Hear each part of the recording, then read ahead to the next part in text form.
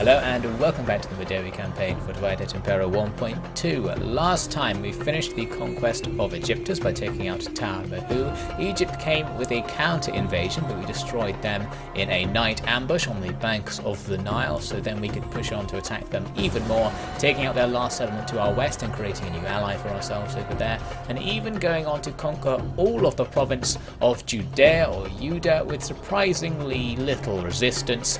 And now we're just preparing to make our next move and trying to recover from the very large amount of attrition we've been taking recently. One victim of that attrition, of course, was Arrakkamani, who was wounded by it. He's now turned into an elder, we can see there as well, so as he ages, he's basically got a little bit better at leading things and has more influence now, as you might expect. So yeah, we just need to wait for him to come back so he can take his place at the head of the army, and preferably wait for the army to get a bit stronger as well, because it is in a relatively wrecked state at the moment. We get a nice peace deal from Athens. They want to not be at war with us, which is nice, and at some point I must have gotten peace with Sparta as well. No idea when that was, but we're basically now undoing all the effects of going to war with the Ptolemaic Empire, so it's just them we're at war with. All of their allies didn't take part in the war whatsoever, and now they're just backing out of any obligation to do so a little bit later on. I'm trying to negotiate a trade deal with them, but it's not really worth paying a lot for trade because you didn't even make that much from it. So I ended up just abandoning that, switching the deal to, how about you pay me not to kill you? They were okay with that deal, so we got some free money. Very nice. In the next turn, we've got a bit of bad news. The Egyptians have shown up with 2/3 of an army-ish to come and attack us here at Salamis, which is a shame because I've actually moved my main force out of it. I thought if I took the main force back to the mainland, they might get faster replenishment and avoid the constant attrition going on all the time. That was not the case, as it turned out. I should have left them there, especially because it would have prevented this situation from happening. We need to take out the Egyptians' base at C-Day, essentially. That will secure us the safety that we need. It's just annoying because we have to sail there and we're going to take attrition on the seas the whole time. Someone pointed out in the comments that we actually can't recruit supply ships as Ethiopians, so we are just kind of screwed when it comes to moving across the sea. We'll have to try and avoid it if we can, but in this case, the only way to avoid it is to get military access with the Seleucids, and that is definitely not going to happen. Right now, I am trying to force the Galatians to declare war on the Ptolemaic Empire, but since they have all the territory to the north of C-Day, they might just sweep down and take it. That would save me the trouble, that's what I'm thinking here. And we managed to get a moderate chance of them accepting it for all my money. I was a bit hesitant to offer this, because if they did accept, I would lose all my money, and that money could be very useful in defending against the Egyptians coming in right now. Fortunately, I guess they turned it down, so we're still going to have that money to play with. Now our main force is taking attrition over there in the mainland because of the extreme drought, which just happens constantly, it seems, both in this region and my own region, so we just lose things all the time. Anyway, I came up with a possible plan to stop the Egyptians here. Arrakkamani wasn't with the main force because I hadn't bothered to switch the generals back over yet, so I could recruit him as a new officer and then just spam all the mercenaries I can. We've got all of these trash Arabian spears and some camels who may come in more useful. So we'll just take everything that we can afford, noting how the tooltips glitch out if you keep clicking on the unit card there, and just see what we can do with that. The hope is that with Arrakkamani in command, he'll find a way to win, even with inferior troops, and those troops will be made less inferior by the bonuses he provides as well. A handy thing I noted here is that if you go into the sea, it says you have replenishment, so I could escape the attrition of the drought by being in the sea, when in theory there should be even less drinking water out there. Not sure how it works, and I'm pretty sure that's just a glitch. I think you don't get replenishment. In fact, you get attrition because you're on the sea, and you always get attrition at sea, as Ethiopia. Anyway, they do attack as expected, and the balance bar doesn't look very good. We've got a garrison here only at half strength, and lots of trash in that garrison as well, but a couple of units of hoplites even, which might be handy. Now the enemy army isn't all that good either. They've got a lot of lighter troops, lots of peltasts who may wreck us with their javelins, but if we can avoid taking too much of that javelin fire, they'll be easy enough to kill, and they just lack a kind of heavy component that we would really struggle to take down. So because of that, I was pretty hopeful for this battle, and of course we have Arrakkamani, and I'm pretty sure he isn't going to let a force like this bring him down, so let's take to the defense. We've got the town on our side, so we can use the streets as choke points, of course, and cover them in traps. And since we have these lines of spearmen, the enemy's cavalry aren't going to have much luck getting into the town if we can have anything to say about it. So they're attacking mostly from the north, and I'd split off some of my cavalry, all of my cavalry in fact, to hide separately. However, they seem to be discovered instantly by one enemy unit that came really wide, separate to the rest of their army. So I just countercharged it. As it came into the town, it came in to throw javelins at us. This is a skirmishing cav unit. I thought I'll just run at it. Because it's on skirmish mode, this may be pointless because they could just run away and draw us all the way back to the rest of their army. Luckily, we managed to just about catch them. And these guys really don't like being in melee, because once we hit them, they just rout entirely and then shatter pretty quickly after that. So that was nice, just took out their cavalry right away. They've got much heavier cavalry coming in with the main army, and some of that cav you can see in the background there is actually charging right through my stakes. They took a few losses on the way. I thought it would have done more damage, but unfortunately not. They'll only find spears down that road anyway. And I'm also setting fire to these tar pits, not using infantry this time, using flaming arrows, having learnt the lesson from previous attempts to do so. We've got spike pits along with the tar pits as well, and they do a little bit of damage to the enemy. Again, less damage than I thought they would. So their cavalry coming in will have to charge our spears, as I mentioned, and that's just going to be fine with us. We'll let them grind away, while our cavalry are going to distract all of these skirmishing units, just drawing them into fight in melee so they can't use their main advantage against us. We didn't get all of them, it was just 2 or 3 of them, but that's going to definitely reduce the pressure on our melee line. There won't be so many javelins and arrows and stones and such falling down upon them. Arrakkamani and his unit having a great time just slaughtering some javelineers with ease. Now they also made an attack down the coast on the east side of the town, led by this Galatian Celtic style unit, but they just kind of stopped and didn't do anything for the whole fight. You can see I put up a barricade here, and although infantry can just attack the barricades and move through, they didn't want to for some reason, so my men being on the other side was kind of a waste, but I just left it there as a standoff. I was glad to not engage them really, because I wasn't confident we'd actually win against their melee units. Some of their jabs there is finally getting to work on our men, and they're bringing in their heavy unit, their general's pikemen, to take part in the fight. That'll be good. Cavalry coming through as well. And they're all running merrily through our burning pits, so that's nice, probably inflicting some decent damage over time there against pretty much their whole army walking over it. And still plenty of skirmisher troops to be hacking away at from our camels and our cavalry. As we've said before, the Greek skirmishing troops are kind of okay in melee. They're equipped for melee pretty much to the same standard that our melee troops are, so it's going to take us a while to kill all of them, but we will eventually, suffice to say. More cavalry killing themselves on our spear line there, that's good, but in comes their pike phalanx at about a bit of an awkward angle actually. If they just come in straight on, that probably would have been easier. So they'll slowly kill our men, but we can kind of flank attack them because of their weird angle as well, so that's nice. Not going to be quite as bad as it could have been. And that's just going to be a grind. We've got plenty of reserves to push into it, so we'll see what happens. Now the AI took me by surprise by actually taking a unit of cavalry and swinging it around the whole map to rear attack my lines. I didn't expect them to do this just because the AI doesn't normally bother. Maybe it's a divide et impera thing. They charged into a unit of spearmen. I prepared to stop them, and the charge bonus does a lot of damage. Actually, they almost ripped us apart, but now the ensuing melee should go in our favour. The AI is going to do another good move though. They're just going to move out of the melee and cycle charge. So doing exactly the right thing basically. There's not much they can do really against an army that's mostly spearmen, but cycle charging is better than just trying to fight them as they have been doing some of their other units. Now the rest of the enemy's melee infantry, a lighter spear unit comes in to join their general, trying to hack through our front line, and our Arabian spears starting to take some damage there. We need to get our cavalry detachments to finish hacking away at these guys and come over to rear attack the main bulk of the enemy's force. They're just hacking through some slingers. They're super easy to kill because they're absolutely terrible in melee, as we would like. So now we start coming in down these streets for the rear attack. The camels slamming through some skirmishers who seem to be coming out to stop us, and they just shatter instantly. And with that, actually, it shattered the rest of the enemy's army. As we came in for the rear attack, they didn't want to stick around to see what happened, apparently, and that is absolutely perfect. The balance bar just suddenly swings all the way into our favour, and we suddenly win. So that's very good. We didn't have to fight all of that melee infantry, and that was going to be the hard bit. So basically this turned out to be significantly easier than expected right at the end there. So we'll just charge in with all of our trash to now surround and do as much damage to this bulk as possible.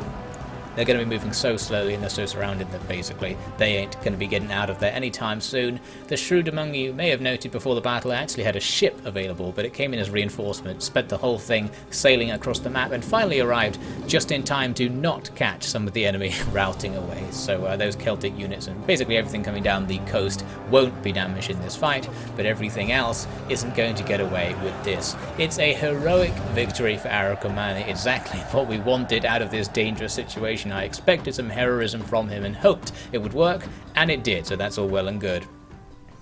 So the results, pretty good. We barely lost anything, and what losses we did take were mostly on the garrison, which doesn't really matter, and even the main force was mostly mercenaries, so we can just get rid of them now, and everything was fine. We pretty much took down that Egyptian army for free in general terms, so that's good. Plus in the next turn the main force arrives on the island. It was still taking attrition there, and I was like, why is it taking it this time? There's no more drought. It might have been supplies though. I think there are just too many armies in the province right now. I was trying desperately to find the thing that tells you about whether there's too many armies. You have to mouse over this little number here, and you can see there's all sorts of details going on there in the supply system, and I think we're actually okay. You can see when I reselect the army again, we went back to taking replenishment instead of attrition, so I don't know what's going on. Maybe it's just the attrition marker stays on from the sea for a bit.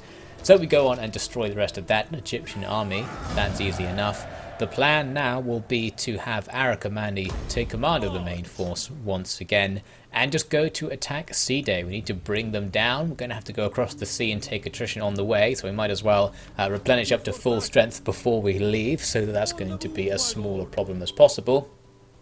Now Ozalces, with our other main army this whole time, has just been standing here near Jerusalem because a giant Jewish rebellion was brewing just over the border, actually in the Seleucid territory, because we caused them to run away much earlier, and it's finally come in and it's got nothing really. They just brought loads of, by the looks of it, trash spears and trash javelinmen, and they're now facing two armies, one in front and one behind, and the one in front has walls, so we completely annihilate them with no problems whatsoever. But because they built that rebellion for so long, the public order effect of them building up and us now killing it is going to be huge, so that's going to really stabilize the region. Enough so that we can, a couple of turns later, get this situation going. I'm trying to get Ozalces to sail after Arrakkamani to back him up in his attack on Anatolia, taking attrition the whole way, which I'm kind of distressed by, and I was looking around to try and find a way for it to not be the case. Supply ships is the answer, but as I said, I'm not sure we can get them, and I think I need to have an actual navy escorting the transports in order to get supply ships, because they are technically a unit. But anyway, all that aside, the Egyptians flee. Their guys running by sea and land, just getting out of Side as we approach, and because of that we have a super easy time when we arrive, which really wasn't what I wanted. I wanted here to have an interesting battle, an interesting town assault against the Ptolemaics. Since this may be their last settlement, let's have them go out with a bit of a bang. But because you've got Ozalces bringing a whole extra army in by sea in this fight, it's going to be super easy. Because of that, I realized what I could do, for a role-playing sense at least, is just make a night attack with Arrakkamani. Let's say he attacked before his reinforcements actually arrived, because he wanted to take the glory of completely finishing off the Ptolemaics all for himself. So instead it's going to be our one damaged army against their garrison army. Balanced bar was still in our favour because the garrison wasn't very good, but let's see how true that is. Things got started pretty nicely because the enemy landed their naval crews on the eastern side of town, where I happened to be sending a couple of units to go and work their way down the eastern coast to get into the town. So as a result of that, we will of course be meeting with these archers, and in a very stern fashion telling them that they will not be taking part in the battle. It seems they did try to escape out of the town there, not going to happen. We'll flank attack them, and with our melee units we should be able to just annihilate them, and that is indeed what happened. So now we don't have to worry about those archers attacking us as we come in, but other groups of archers were causing trouble. They had some native archers who actually came out of the town to bombard my troops while they were still forming up quite far away. So these guys on the town's southwestern beach found themselves under attack, and they just charged forwards to attack the archers. The archers, of course, can fall back towards the inside of the town where they'll be safer. Not all of them did, though, as we can see there. Some staying behind to try and fight in the melee. That's not going to work very well for them. But in general, most of their units will be able to escape, because these lines of Greek spearmen are going to be kind of impenetrable to our melee units. They're super strong from the front. A few of our men work their way up to try and fight with them and get killed pretty much instantly. We need to get out of there, so I'm just going to fall back now. And the hope was that some of the enemy would follow us out. It seemed they were doing so. One of our guides seems adamant that he can actually hold the entire phalanx back, but gives up on that. But yes, one of their units indeed chased us out as we fell back onto the beach, and once it was out in the more exposed territory, we'll have an easier time about it, because they didn't bring any support units. There's plenty of open space for us to surround the enemy, and of course the enemy's morale isn't going to be very high, because these are only garrison units. So they turn to receive this sword charge, but then some spears will come in behind them to envelop the enemy. It looked like they were trying to move backwards to get away from the swords when they were suddenly locked in place by the arrival of the spears. So now we'll fight against them, and we'll have the usual problem of not being able to do much damage to the enemy units, just because our weapon damage is generally quite low in these units. But when they rout, they'll be in trouble. We'll try to swallow up that unit as much as we can. Another unit's having fun trying to take down more archers, doing the same thing as before, chasing the archers away. And then once we get close to the enemy, just running off to draw some of these spearmen out. It's a pretty successful tactic. We just kept doing that throughout most of the battle. On another approach, we're forming up around a crossroad, so that when the enemy are drawn towards us, we can attack them from multiple sides, even inside the town, even with the restrictions of all the buildings. And so far, our javelin attack has killed loads of them, but the enemy don't really want to commit to the attack. They are sending men out the east side of the town, though, just one group. It seems the enemy are obsessed with sending small attack groups out in various directions to stop our advance, but it's not going to do much, because sending single units means that we're going to get surrounded. We've got at least 3 or more units at each point we're attacking. So here this group of spears is going to rush forwards to attack our spearmen. That's all well and good. They might win that fight on its own, but all these swords will just come in behind the axemen, I think it is actually, and they're going to have a great time attacking the back of the phalanx, doing lots of damage. It is a Greek spearman unit rather than native militia. Oh, where did that guy come from? So anyway, yes, they'll have higher morale than the native militia hoplites who we were fighting earlier. So they take ages to rout, you have to grind their numbers down, but it'll happen eventually. And out on the beach, we've got a bit of a bigger fight brewing. The enemy eventually sent a few units out to engage us all at once. Probably the right thing to do if you're going to send men out at all. But slowly but surely, we kind of just worked our way around them, started to maneuver, brought units from other parts of the battlefield to take part in the fight so we could still get the surrounds, and started to make these rear attacks. Not very effectively, as you can see. These spearmen just poking at the enemy and being poked back. I think it's just the weird spear animations in Rome 2. They're generally very unaggressive looking for whatever reason. Meanwhile, some Greek cavalry, Javcav, moved up to throw javelins into the front of a unit that I wasn't paying any attention to. That's going to do good damage because these units have already used up all their javelins, taking out hoplites earlier, so they just stand and take it until I eventually notice to get them out of the way. In the same position, we do manage to draw out another unit of spearmen to do the same trick once again. I'm going to charge them from the front with these inferior painted warriors who'll have no chance, but then the more powerful unit sweeps in from behind. The charge will inflict decent damage to them, and the fact that the enemy are now generally losing the battle will mean their morale is a bit lower, enough that this will actually shatter them and we can destroy them on the spot. So from this point onwards, we can just work our way through everything in this fashion pretty much. They've still got more men in the centre of town there, but we massively outnumber them, just a case of working our way through them. So here we are towards the end. We've got the enemy general and his hoplites totally surrounded. We're attacking them all over the place, and the lesser light troops are trying to flee from the battle. Arrakkamani came to watch over this final stage, charging into those light troops to just dispatch them entirely. He made contact with the back of this phalanx, and that routs them because they're not happy about fighting the warrior king himself, and them leaving causes the commander to leave as well, bringing an end to the battle. So the decisive victory that we needed, that should be the last major battle against the Ptolemaic Empire, and Arrakkamani will be able to gloat once all his reinforcements show up to find the battle already won. Let's take a little look at the results. Our army looks pretty beaten up, although you do have to remember it was beaten up even before the fight thanks to all that attrition, so just taking a bit more damage there. Enemy forces really wiped out. We'll have plenty of time to replenish now anyway, because we shouldn't need to fight again for a while, since that was the last settlement of the Ptolemaic Empire. Since it would be almost impossible to hold, we are of course going to liberate it, creating for ourselves a new ally, the something or other city-states, a Greek-style faction, and Ozalces is going to come ashore to start replenishing troops and get some more supplies, although we now have to make the voyage back basically. We can't go through the Seleucid territory, so we'll have to take loads of attrition on our way home. And while we go through the annoying process of doing that, the Ptolemaics are going to have their death throes, basically. They've got a few armies here and there that are just going to suicide against us. Since they're out of territory, the AI gets desperate and just attacks anything, regardless of whether it can take it, so a bit of action there for Lachemes. He's down in Alexandria taking out a small army, another small army coming in at Salamis that the garrison can just take out pretty easily. So that's that. The question was, would I totally wipe out the faction of Ptolemai? And it seemed I didn't, because they have a general up here in Bithynia, so we're probably not going to bother going after them. That's too far away. So they may die of attrition on their own or get taken out by someone else or something. Whatever the case, probably not a threat to us right now. My main concern was actually the Seleucids, because they now have a long border with us and they're very powerful, more powerful than us to be sure.